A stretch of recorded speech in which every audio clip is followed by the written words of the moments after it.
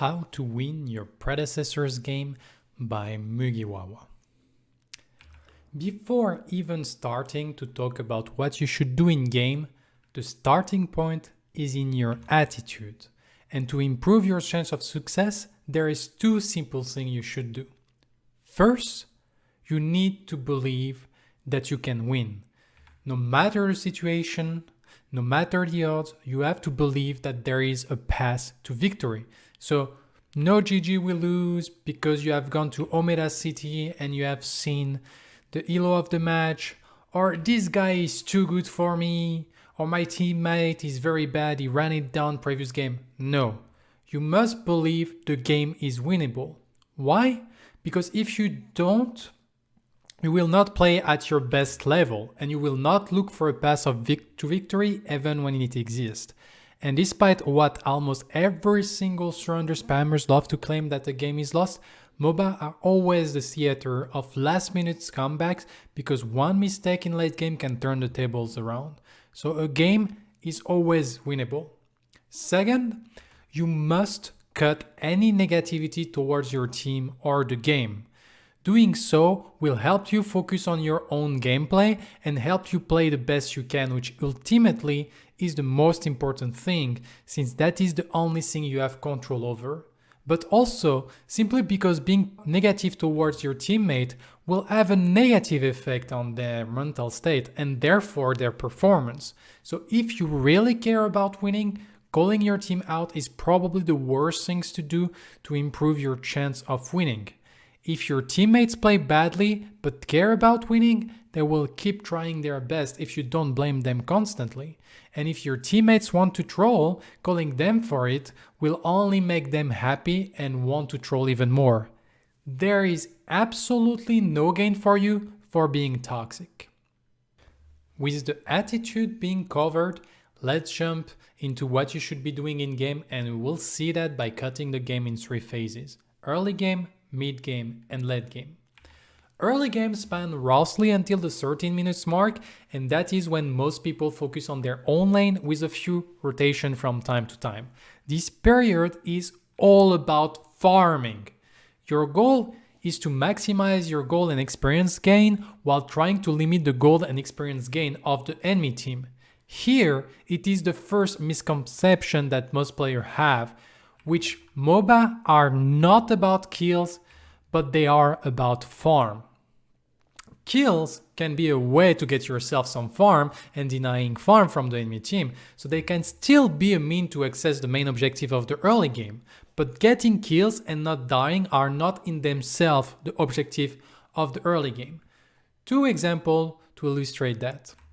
Imagine you are a carry and you see the enemy support low on health. You did a good trade against him and it's an easy kill. So you decided to chase. You finally find an angle where you flash in and you end up getting the kill. But what you missed was that there was a full wave under tower during the chase, and now you are in enemy territory, so you need to recall, and a second wave is gone on the tower. The enemy carry was not impacted by that play, while you actually do not have your flash anymore, which makes you very vulnerable for a gank in the future, limiting your future farm. So probably here, just catch the wave, last hit minions, gain your CS, and don't chase. No kills, but better farm overall. Second example is in offlane. You want to trade, enemy offlaner is low, you manage to stack 2 waves that are going to crash under the enemy tower. Here, if you can, dive and kill even with you dying for it. It is worth it because it means that despite giving him a kill that you also receive, he will lose the minion gold and experience to the tower. And so it's all about how you get farm while limiting the enemy farm. And kills and deaths are only a means to that. Great. We know now we should focus on maximizing our farm while minimizing enemy's team farm. But concretely, how do we do that? There is no definitive answer to that question, since every role, lane, matchup, game will be different, and that can go to basic concept up to very advanced one. So I will just give a few directions to focus on that will be a perfect foundation for when you start expanding your knowledge in the future. First, let's state the obvious. You need to be consistent with your last hit. If you are playing in a lane, and remember, kills are secondary to farm, so if by fighting you miss every one of your last hit, it is not worth it. Fighting is great to make the enemy team have trouble last hitting, but that should never come at the cost of your own last hit.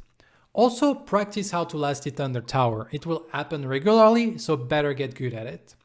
Second is an advanced concept of wave management, which consists of controlling where the minions' wave are fighting.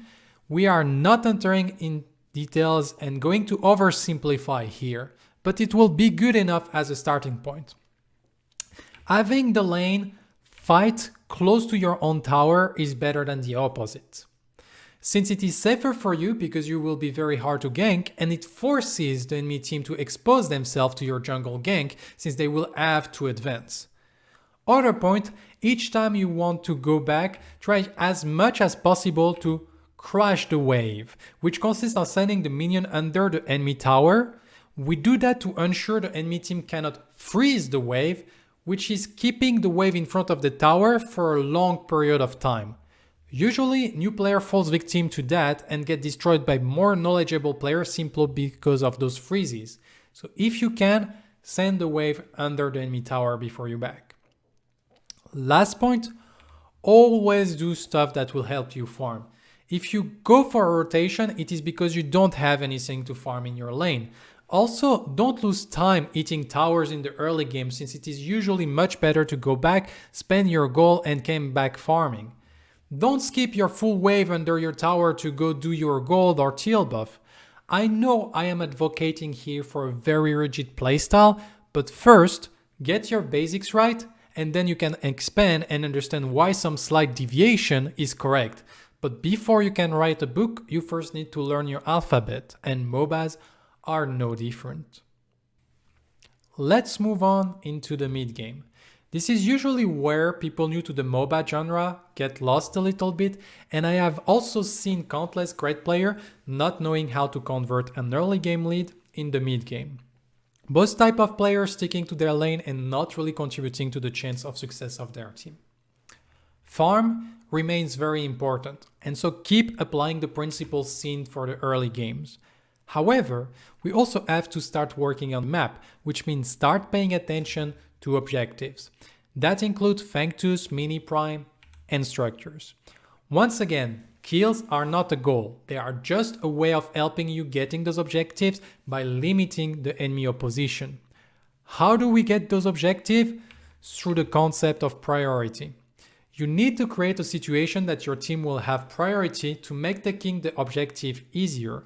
Simple way of getting priority is kill your opposition. If you remove the defender of the lane, you will gain a priority on the tower you want to take. However, be careful, because if the enemy jungler and another laner rotate, you will not have priority anymore on that specific tower, but that will open priority somewhere else on the map. And this is where the concept is a bit complicated, since it is a concept global to the whole map. If 4 people rotate to kill your duo lane and you can't match it, it's fine. Take mid and offlane tower and then secure the mini prime. Sure, the enemy got a double kill on your duo lane, but you get much more.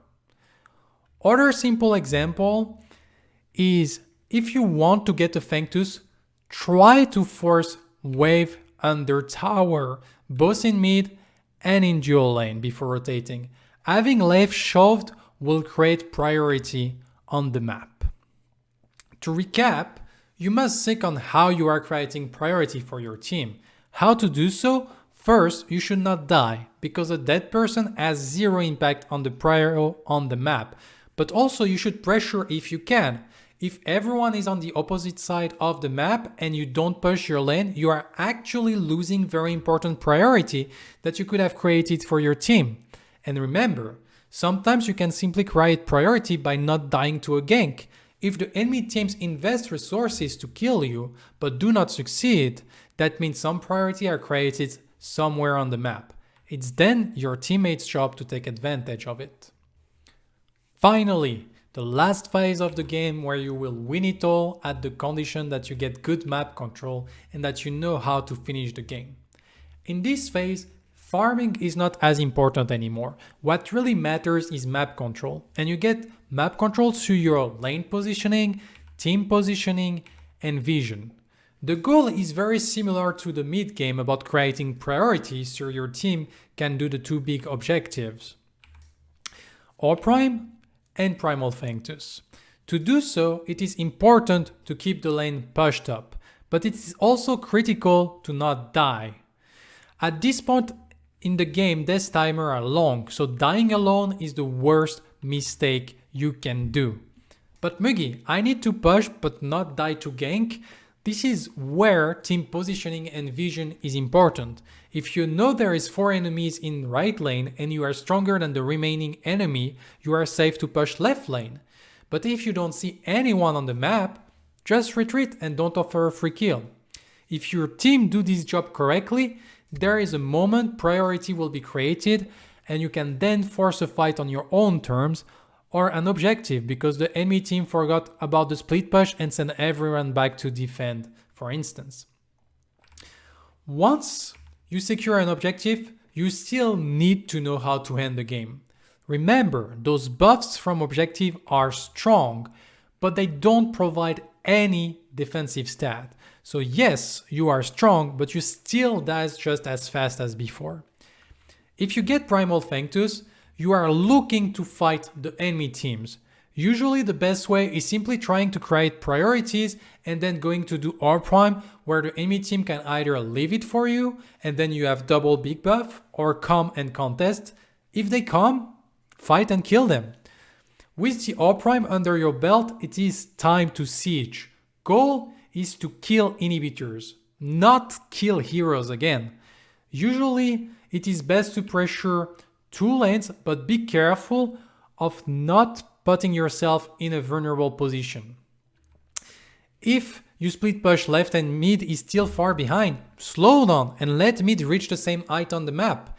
And then it is a matter of sending huge minion wave under inhibitors and try to overflow the enemy's defense. The most important things here is to wait that everyone is together for the push.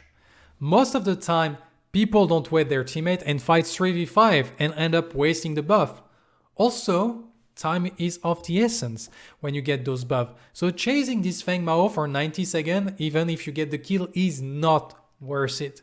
Just let him run and get the inhibitors. If buff's duration end up finishing and you cannot push anymore, it is fine. Just disengage cleanly, steal all the enemy jungle, and with the inhibitors you have taken and the farm gained from the siege, you will easily be able to gain once again the priority to do R Prime or Primal Functus and repeat the process to win the game.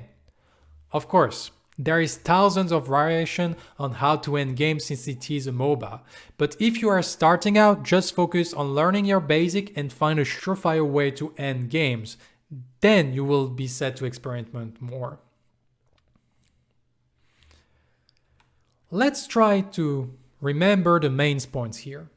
First thing, kills are never a goal in themselves, just a means to achieve the goals, which are getting farm early game, keep getting farm in the mid game, but also create priorities on the map so we can secure objective. And finally, late game is all about map control. So show your lane, don't die, secure those big objectives, then play smart and slow to secure the game. And this was how to win game in Predecessor. Mugi out.